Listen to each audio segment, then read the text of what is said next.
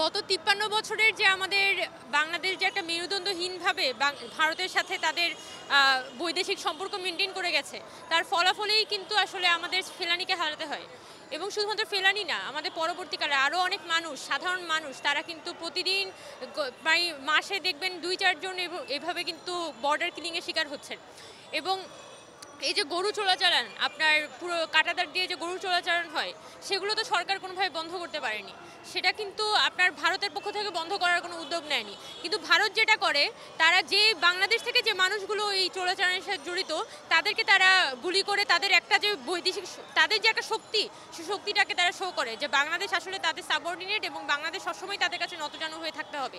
এবং তারা পুরোপুরি একটা পলিটিক্যাল স্ট্র্যাটেজি হিসেবে এই বর্ডার কিলিংটাকে ব্যবহার করে। এবং বাংলাদেশ যদি আজকে এসে ২০২৪-এ একটা গণঅভ্যুত্থান হয়েছে এবং এই অভ্যুত্থান আমাদেরকে আসলে বার্তা দেয় যে আমরা আমাদের দেশের জনগণ, আমরা আত্মমর্যাদা নিয়ে বাঁচব। এবং এই আত্মমর্যাদার যে বার্তা, সেটা আসলে পৌঁছাতে হবে ভারতের সাথে বাংলাদেশের একটা ন্যায্যতার সম্পর্কের মধ্য দিয়ে। বাংলাদেশে আজকে যে ফেলানী হত্যা দিবসে আজকে এত বছর হয়ে গেল, কিন্তু এখনও পর্যন্ত তার বিচার আমরা পাইনি। বাংলাদেশ সরকার যদি বাংলাদেশের সাথে ভারতের একটা নতুন ন্যায্যতার সম্পর্ক স্থাপন করতে চায়, তাহলে ফেলানীর বিচার আমাদের খুঁজতে হবে।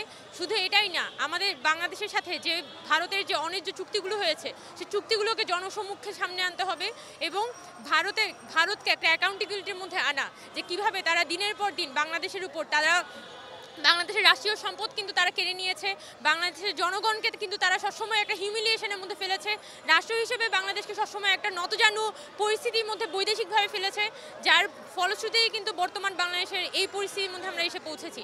এবং আমাদের যে সরকার, যেহেতু একটা অন্তর্বর্তীকালীন সরকার এসেছে এবং গত কয়েক মাস আগেও কিন্তু তারা বেশ একটা স্ট্রং পজিশন দেখিয়েছে যে ভারতের বিরুদ্ধে বাংলাদেশ যে একটা স্বাধীন সার্বভৌম দেশ হিসেবে যে ধরনের স্টেটমেন্ট তাদের থাকা দরকার, যে ধরনের কথা তাদের বলা দরকার, সেটা কিন্তু বাংলাদেশ সরকার বলেছিল।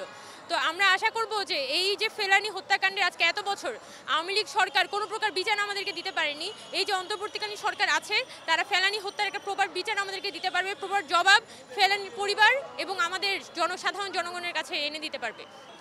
বাংলাদেশের সাথে ভারতের যে একটা নতজানু সম্পর্ক, সেটা কিন্তু ৫৩ বছর ধরে আসলে তৈরি হয়েছে। ৫৩ বছর ধরে আপনি ফারাক্কাবাদ থেকে শুরু করে তিস্তা ব্যারেজ, আপনি রামপাল বিদ্যুৎ কেন্দ্র থেকে শুরু করে আপনার বর্ডার কিলিং, সব কিছুর দিকে যদি আপনি তাকান, ধীরে ধীরে কিন্তু বাংলাদেশকে ভারতের উপর ডিপেন্ডেন্ট করে ফেলা হয়। আপনি যদি আমাদের কৃষিখাতের দিকে তাকান, আমাদের পাট শিল্পের দিকে তাকান, আমাদের গার্মেন্টস শিল্পের দিকে তাকান, অনেক কিছুই কিন্তু ভারতের উপর নির্ভরশীল হয়ে পড়েছিল। একই সাথে আপনি যদি আমাদের যেগুলো বেসিক খাত, সেগুলো যেমন ভারতমুখী করে ফেলা হয়, একই সাথে আমাদের অর্থনীতির দিকে যদি তাকান, অর্থনীতিও কিন্তু প্রচণ্ড পরিমাণে ভারতমুখী করে তোলা হয়। এই ভারতমুখিতা থেকে আমাদের ধীরে ধীরে কিন্তু বের হয়ে আসতে হবে।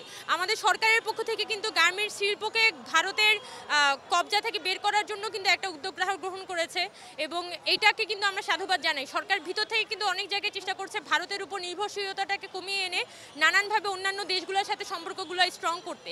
ডক্টর মোহাম্মদ ইউনূস কিন্তু সরাসরি বলেছে তিনি চান যাতে সার্ক আরও বেশি স্ট্রং হয় এবং সার্ককে যে ভারত কার্যত অকার্যকর করে রেখেছিল, সেই সার্ককে পুনর্জীবিত করে এই দক্ষিণ এশিয়ার অপরাপর রাষ্ট্রগুলি যে আসলে নিজস্ব সার্বভৌমত্ব নিয়ে বেঁচে থাকার অধিকার আছে, সেটাকে পুনর্প্রতিষ্ঠা করাটা খুব গুরুত্বপূর্ণ এবং বাংলাদেশ কিন্তু চাইলে এই ক্ষেত্রে খুব গুরুত্বপূর্ণ ভূমিকা পালন করতে পারে।